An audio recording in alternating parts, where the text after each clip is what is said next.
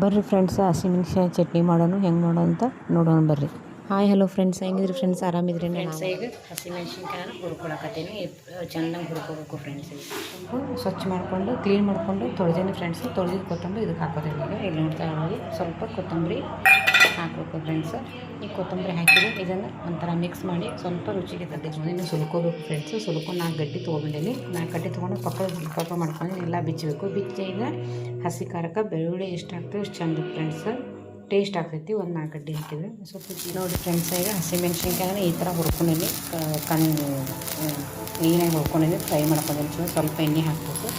ಇದಕ್ಕೆ ನಾನು ಬೆಳ್ಳುಳ್ಳಿ ಆಮೇಲೆ ಜೀರಿಗೆ ಹಾಕ್ತೀನಿ ಫ್ರೆಂಡ್ಸ್. ಸ್ವಲ್ಪ ಕೊತ್ತಂಬರಿ ಹಾಕಬೇಕು. ಮೆಣಸಿನ್ಕಾಯಿ ನೋಡಿಕೊಂಡು ಉಪ್ಪು ಹಾಕಬೇಕು ಫ್ರೆಂಡ್ಸ್. ನಾನು 6 kg ತೊಗೊಂಡಿನಿ ಮೆಣಸಿನ್ಕಾಯಿ. ಇಲ್ಲಿ ನೋಡಿರಿ ಇಷ್ಟು ಉಪ್ಪು ಹಾಕ್ತೀನಿ ಫ್ರೆಂಡ್ಸ್. ಉಪ್ಪು ಹಾಕಿ ಇದನ್ನು ಮಿಕ್ಸಿಗೆ ಹಾಕ್ಕೋಬೇಕು, ಇಲ್ಲ ಕಲ್ಲಾಗ ಹಾಕ್ಕೋಬೇಕು. ನೀವು ಮಿಕ್ಸಿಗೆ ಹಾಕೋತೀನಿ ಫ್ರೆಂಡ್ಸ್. ಇದನ್ನು ನೀವು ರೊಟ್ಟಿಯಾಗ ಅನ್ನದಾಗ ತಿನ್ಬೋದು ಫ್ರೆಂಡ್ಸ್. ಮತ್ತು ಪಲ್ಯಗಳಿಗೆಲ್ಲ ಹಾಕ್ಬೋದು. ಬಾಜಿ ಮಾಡ್ತಿರಲ್ಲ ಪಲ್ಯ ರೊಟ್ಟಿಗೆ ಚಲೋ. ರೊಟ್ಟಿ ಯಾರು ಮಾಡಿದ್ರಿ ಹಸಿ ಖಾರ ಬರ್ತಿರ್ತೈತಿ. ಯಾರು ಹಸಿ ಖಾರ ಮಾಡಿ ತಿಂದಿರಿ ನಂಗೆ ಕಮೆಂಟ್ ಹೇಳಿ ಫ್ರೆಂಡ್ಸ್.